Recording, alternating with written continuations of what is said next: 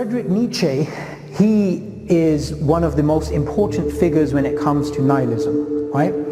Now, he's actually called by some as a prophet. Not a prophet in the conventional sense that, we have revealed religion and we have God giving prophets, but a prophet he is called by some because he made predictions which were bold and which are being confirmed today. So he made a prediction that Europe's going to go through this existential crisis, right?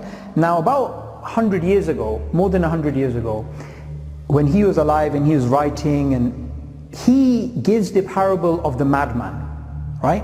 So because of the advance of science and people becoming godless, he wanted to show people the implications. So he gives the story of the madman. So the madman, he runs out into the market and he has this lantern with him and he starts saying, God is dead, right? He starts saying, God is dead. God is dead, God remains dead, and we have killed him. How shall we comfort ourselves? The murderers of all murderers, right? So the madman in his parable, he goes around telling people, look, what are we going to do? We just killed God, in the sense that science has got rid of God. What are we going to do? He's going around talking to everybody and they just don't seem to get it. And the madman, he throws down his lantern and then he says, I've come too early. Meaning, these people do not understand the implications of atheism yet. They do not understand the implications of a godless worldview. They don't understand what I'm trying to say about life being meaningless. So what Nietzsche predicted is, in the future, Europe is going to go through an existential crisis.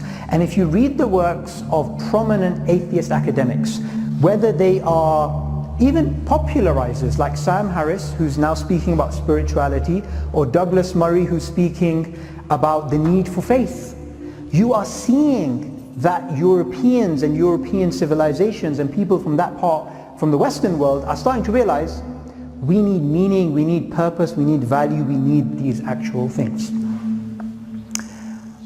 Now, Arthur Schopenhauer, a famous philosopher, he was giving a reason why people are in search of meaning. He was, because we all are looking for meaning. We want to find out.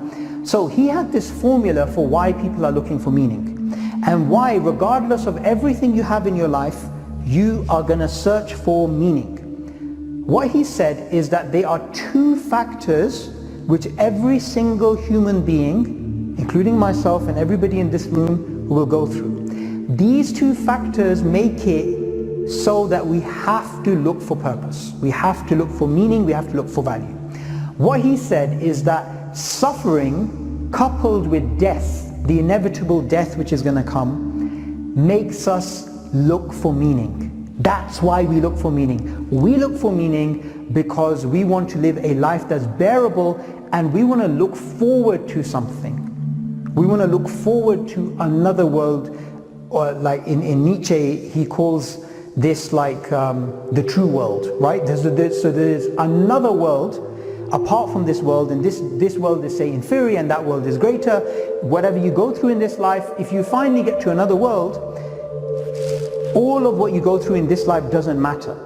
So Nietzsche's whole argument is that Christianity provided that, but now Christianity at his time was dying. So he said, well, where are we going to find the comfort?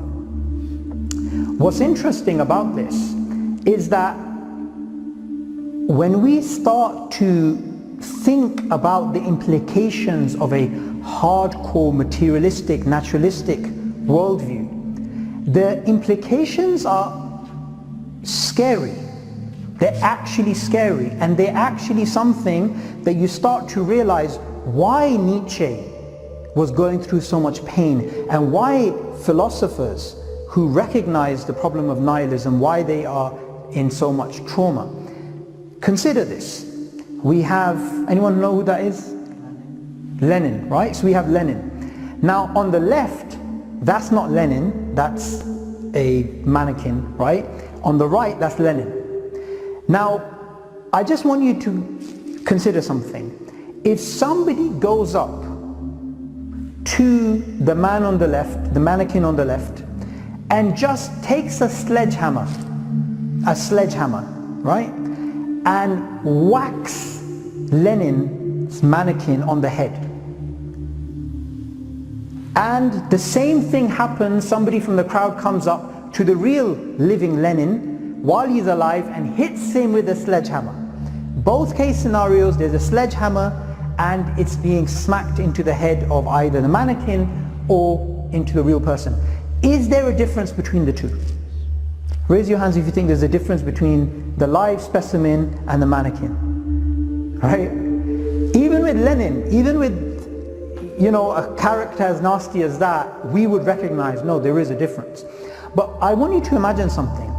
From a cold, hard, materialistic point of view, the only difference between them is what? It's actually the rearrangement of matter. Bottom down, they're both atoms. Bottom down, there's no soul, there's no rule.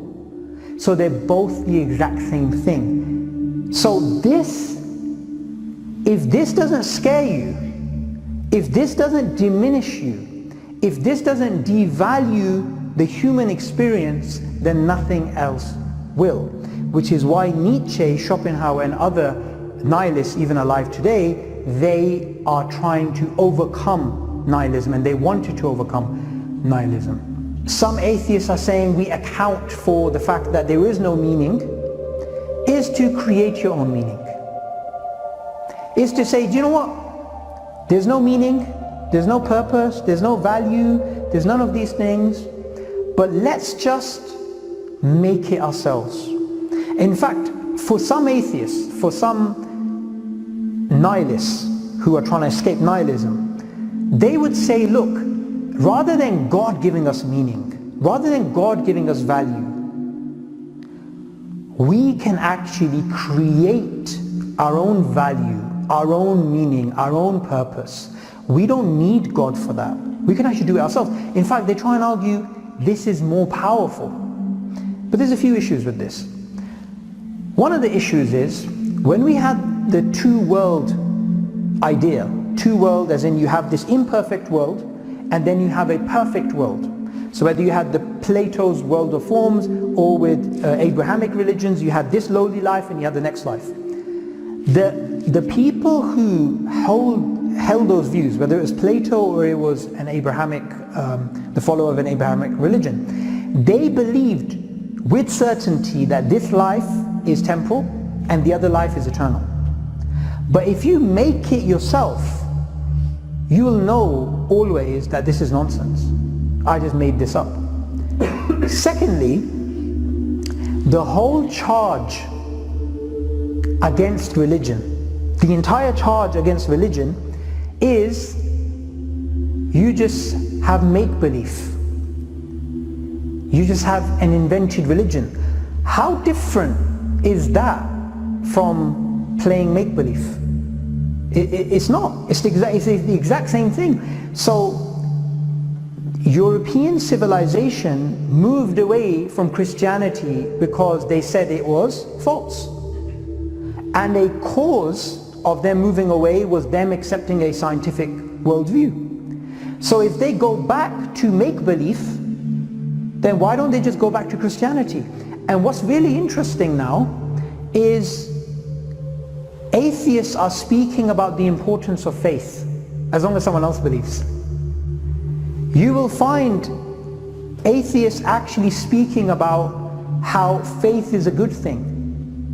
Because when in a society you don't have a narrative of faith and society at large becomes nihilistic, that society is going to disintegrate. So make-belief, the problem with make-belief is not only that it is false and it will never really even work pragmatically, secondly, you can make anything.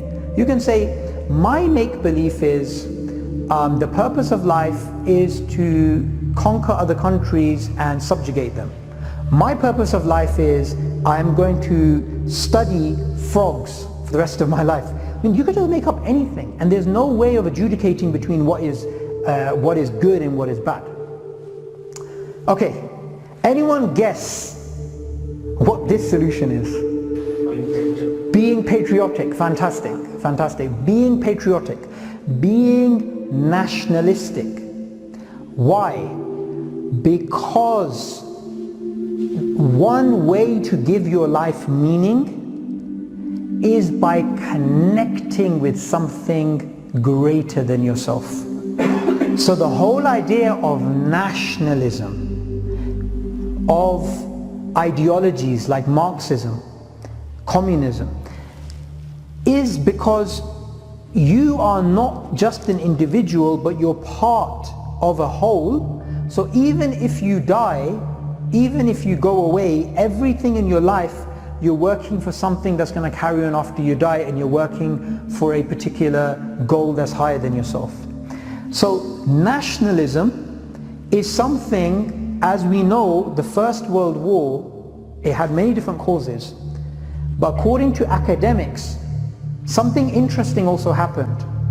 The intellectual elite who you normally see is anti-war, usually. They were pro-war